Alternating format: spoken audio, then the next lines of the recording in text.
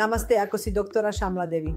Isa akong behavioral at developmental na senior consultant na nagtatrabaho sa Apollo Children's Hospital sa Chennai. Pag-uusapan ko lang ng buod ang tungkol sa autistic spectrum disorder. Karaniwan, ang mga batang may autism ay hindi agad nakikilala sa oras ng kanilang kapanganakan.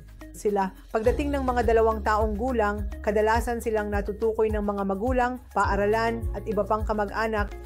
Ipinapakita nila ang pagkaantala sa pagsasalita. Hindi nila tinatawag si mama, papa o nay. Hindi rin sila nakikipag-ugnayan sa ibang mga bata. Madalas silang nagiging mapag-isa at masyadong aktibo.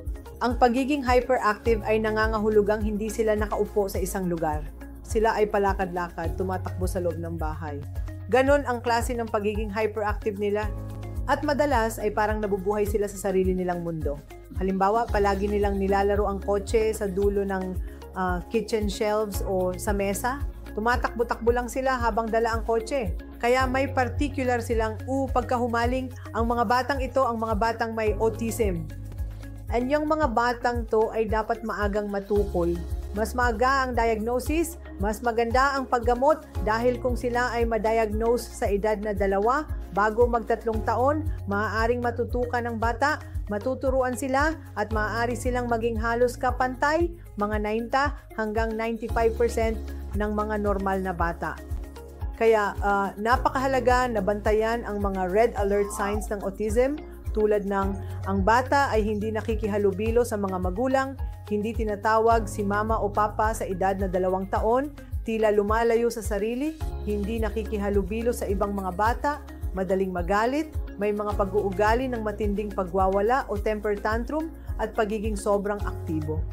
Karaniwan, kapag dinadala ng mga magulang ang kanilang mga anak sa amin sa Apollo Children's Hospital, malinaw kaming nakikipag-usap sa mga magulang, inaalam ang buong kasaysayan at isinasagawa ang kumpletong pagsusuri sa bata. Nakikipag-usap din kami sa bata, kinukuha ang buong assessment at pagkatapos ay may kaakibat kaming mga espesyalista. Karaniwan kaming gumagawa ng multidisciplinary approach kung saan meron kaming speech therapist na susuri sa pagsasalita at magsasabi kung gaano maraming pagsasalita ang nasa likod, ano ang kailangang gawin, at occupational therapist na tutulong sa kanila sa hyperactiveness, paano bawasan ang hyperactiveness, paano pagbutihin ang kasanayan sa koordinasyon ng kamay at mahusay na kasanayan sa motor. Kaya narito ang occupational therapist. Mayroon din kaming educational psychologist na tutulong sa edukasyon ng bata kung paano namin matutulungan ang ganitong uri ng bata sa pag-aaral.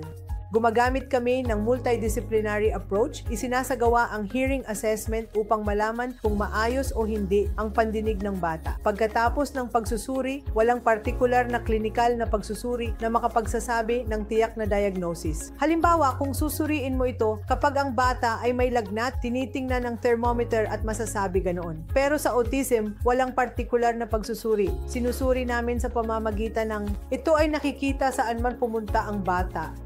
Kaya ito ay parang 360-degree na pagsusuri. Meron kaming rating scale kung saan masasabi namin ang tungkol sa Conners rate at pati na rin ang autism, kung gaano ito kalala at kung kinakailangan, isinasagawa rin namin ang ibang mga pagsusuri upang matiyak na hindi ito dulot ng ibang kondisyon tulad ng problema sa thyroid at iba pa. Ito ang pagsusuring ginagawa namin. At pagkatapos ay binibigyan namin sila ng malinaw na paraan ng pamamahala. Kaya anong uri ng pamamahala ang karaniwang ginagawa namin para sa mga batang may autism? Nagbibigay kami ng gamot depende sa pangangailangan ng bata.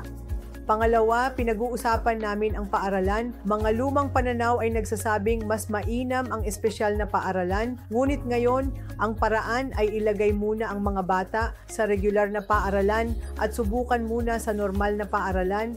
Kung hindi nila kayang makasabay sa regular na paaralan, maaari mo silang ilipat sa espesyal na paaralan o maaari mong pagsamahin. Halimbawa, umaga sa espesyal na paaralan, hapon sa regular na paaralan, o isang araw sa espesyal na paaralan, isang araw sa regular na paaralan. Pwede mo ring gawin ang ganitong uri ng alternatibong schedule. At bukod sa pag-aaral, kailangan nating panatilihing abala ang bata sa buong maghapon.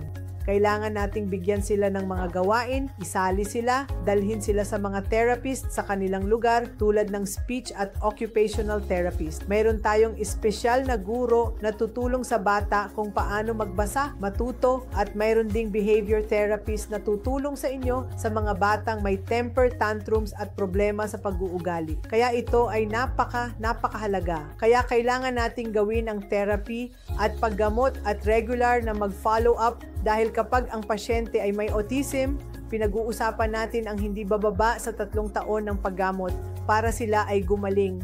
Kapag sinusunod nila ang aming payo, kadalasan 90 hanggang 95% ng mga bata ay halos normal na.